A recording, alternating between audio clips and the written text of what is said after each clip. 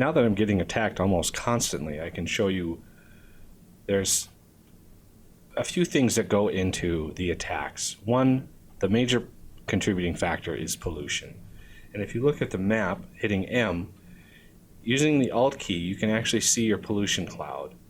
And it is the red tint. The redder, the worse it is. Now, because I'm in a desert, pollution actually can spread much, much farther. There are a few things that hold pollution back. Trees, the ground, and any coverings that you have on the ground. You can put on the ground, you can put concrete or bricks to sort of speed up the path and to make your base look pretty. However, that reduces the pollution absorption of the ground itself, which incidentally is low to begin with. Trees also help drastically reduce pollution. And when you spawn on a desert, you actually get way more pollution spread than you would in like a forested area. These contribute to the biter attacks. When pollution reaches a biter spawner, and in this map I actually have a very big area without any spawners. You can see way up here, we're actually getting where the enemies actually are.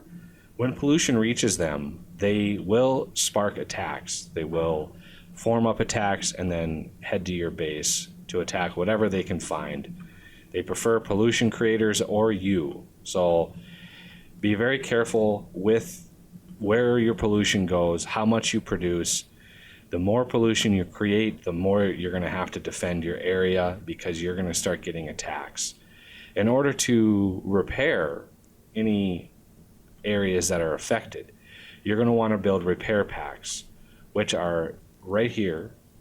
Once you build them, hold them in your cursor, go over a building that's destroyed, and just hold down the left cursor, and it should repair.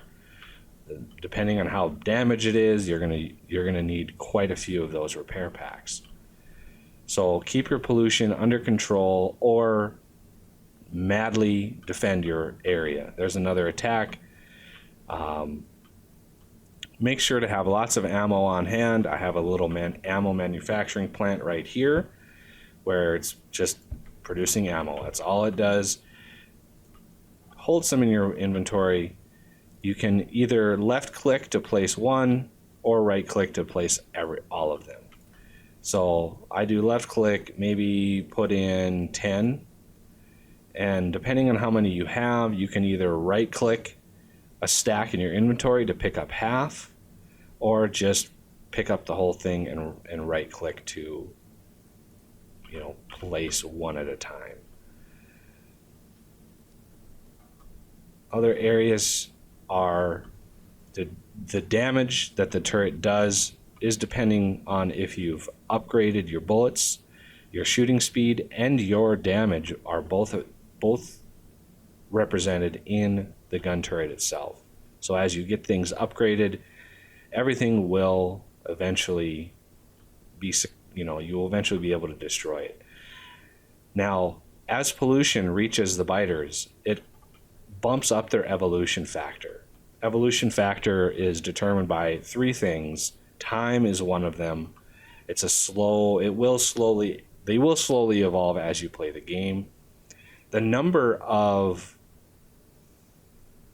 bases you destroy, the spawners you destroy, is one factor, but the biggest factor is pollution. Once it is hit by pollution, you will find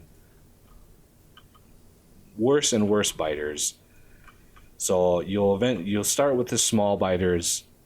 You'll eventually get small spitters, which have ranged attack, which then go up to medium of both, big of both, and then you have the top tier, which is the behemoth, which is a monstrous biter that can do lots of damage and is very hard to kill.